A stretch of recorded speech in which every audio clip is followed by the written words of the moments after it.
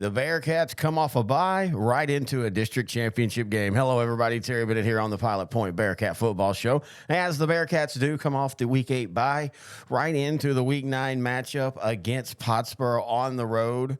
This is basically whoever wins this takes a huge step forward towards a district championship. Now, of course, Pilot Point still has Whitesboro and Life Oak Cliff after this. But still, you would have you'd be 4-0 in district. Nobody else would be unbeaten. You've at least locked up the second seed. So this is a huge game, as big as the Palmer game was, in my opinion. As always, we're going to do what we always do, and that's talk to the head coach of the Bearcats, Coach Chad Worrell. In fact, we'll do that when we come back right here on the Pilot Point Bearcat Show. Want to remind everybody, if you love following 3A Division I football, since Pilot Point plays there, then you should check out our show. Sideline to Sideline, the Class 3A edition. We also do a 2A and 4A. Sometimes we do them in 3 separate shows. Sometimes we do them all at one show. A lot of it just depends on the week. You can find our video version of that at youtube.com/@L4 Media Company, or you can find us on every podcast platform or on our podcast page, s2sgrantandterry.com. We just basically pick a few games to talk about each week. We have Coach X, a real coach, who comes on and gives his amusing comments and views on the games and the state of football and other things. We also will be, of course, doing this through the playoffs, and we'll be having a big state championship watch weekend where we watch all the games from 2A up to 4A together in the studio and just have a lot of fun. So check us out, Sideline to Sideline. Terry Bennett back here on the Pilot Point Football Show, now joined by the head coach of the Bearcats, Coach Chad Worrell. And, Coach, before the bye week, you played Dallas A-Plus Academy. We didn't get a chance to talk about. So just real quick, there's not really a lot to talk about. But still, you won 78-0. What were your thoughts on that one? Well, it seems like a month ago. Seems like a game was a month ago, Terry. Yeah, I mean, our kids play with great effort. We got a lot of kids, some snaps. We had some kids move up, come up and play with us from the JV who got some really good quality varsity snaps. And we did things well, tackled well, and came out injury free. So it was a good night for our homecoming. So I thought, again, it being homecoming and also coming off that great win against Palmer and everything, I was impressed that y'all didn't really come out flat-footed. No, the kids have done a great job, man. They continue to do a great job, and of locking in each week with whoever we're playing and refocusing on Monday. And like I've told them in the past, sometimes getting over a win is harder than getting over a loss or playing bad, and they just have done a good job of staying on an even keel and focusing on the next man up. So. All right, well, you had bye this past week. What did y'all do? Was this one of those weeks where y'all just kind of work on things y'all need to work on? Were you working on things that you think you're going to see in the coming weeks? How did y'all handle the bye week? We kind of took some time. We did both. I mean, we worked on things that we felt like we needed to, work on that we don't always have time for when you're preparing for an opponent that week. And so we used that time to do that. And then we also, obviously looked at some of the stuff that was coming up. I mean, kind of fit that in. We really didn't focus on preparing for, Pottsboro because, I didn't want that to drag on forever, but we got some looks at them and some preparation done, and glad we did a little bit because of, obviously the game's getting moved up this week. Yeah, well, of course, we're recording this on Wednesday. The game's going to be played on Thursday. Since you brought it up, how does that process work? Is it just where one of the coaches reaches out to each other and y'all just kind of start deciding how y'all are going to do the logistics of it? Yeah, I mean, Coach Poe called me yesterday morning pretty early and said there were some teams starting to move the games around and asked me, what I thought. And then, I spent the next couple of hours looking at weather reports and talking to officials and making sure we could get everything covered, and then talking to our administration, making sure that we weren't going to conflict with anybody else. And then, by about 11 o'clock yesterday morning or something, we decided to go ahead and do that. I mean, the forecast kind of kept getting worse. Mm-hmm. I mean, and listen, they may not do anything Friday. You always chance that, but what we didn't want to do this late is have to come back on a Saturday and play a game on Saturday, whenever you're in the middle of a district race. Yeah, I think that's the thing a lot of people aren't realizing when games get moved like this. You'll hear people complain, well, back in our day, we played in the rain. This really isn't necessarily just about the rain. This is about, as you say, you're sitting in the middle of the second quarter in a game that could decide the district championship, and then you have to postpone it till Saturday at 2 p.m. Yeah, it's nothing to do with the rain, actually. I mean, it's all lightning and severe weather, But yeah, if it was just rain, trust me, I'd just soon play Pottsboro in a driving rainstorm monsoon. with 60-mile-an-hour winds. I think that'd probably played our advantage a little bit if we could do that. So, but, no, it's about lightning. It's about not getting a game delayed and having to come back on Saturday and finish that and kind of losing a day for that next week.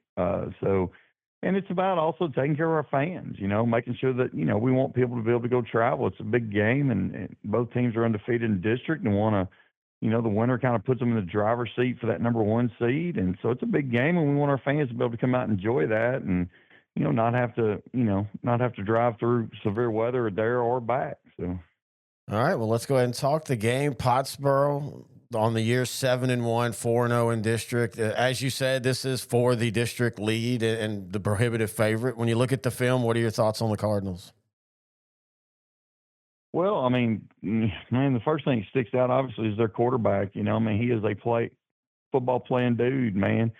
He leads their team in rushing. He leads their team in passing. They've got a lot of other weapons on the offensive side of the ball. I mean, every receiver they put out there is capable of scoring on a big play.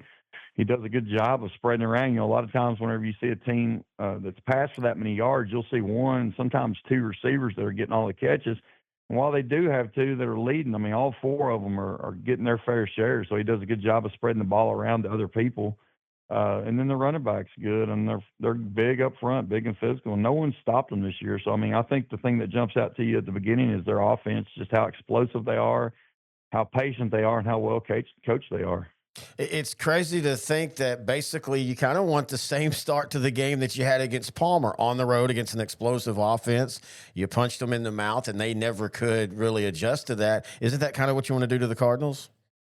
Well, yeah, absolutely. I mean, we'd love to have a great start and get some stops early, but man, not many people have stopped them this year. And last year we had a real shootout with them as the game went on, and both teams kind of punched each other in the mouth, and we ended up with a couple of turnovers and big penalties that really killed some drives. Ended up being the difference in that game. So yeah, it's important to get off to a good start. It's important to make sure that we don't give them a lot of yards after contact. That's really what we stressed this week was making tackles, and they're going to get their catches, and he's going to have his runs, but making sure when we get there and we hit, we wrap up, and we get into the football, and we kind of limit the yards after contact. Now, you're talking about, you didn't want to go into next week if you had to postpone this game, but what you're doing is shortening this week. Is that hurt you real bad in game planning, or at this point, do y'all pretty much have everything in y'all want? Yeah, I mean, having last week off definitely helped. Yeah. I mean, because we were able to do some stuff last week, but it takes you out of your routine a little bit. But our kids have done this before. We've moved games, and we've made some changes in game times and stuff. And our kids are kind of a veteran group, so we keep the week pretty routine as possible. And yesterday, as soon as we found out that we were going to go to a Thursday kickoff, we switched yesterday to more of a Wednesday, quote, Wednesday practice.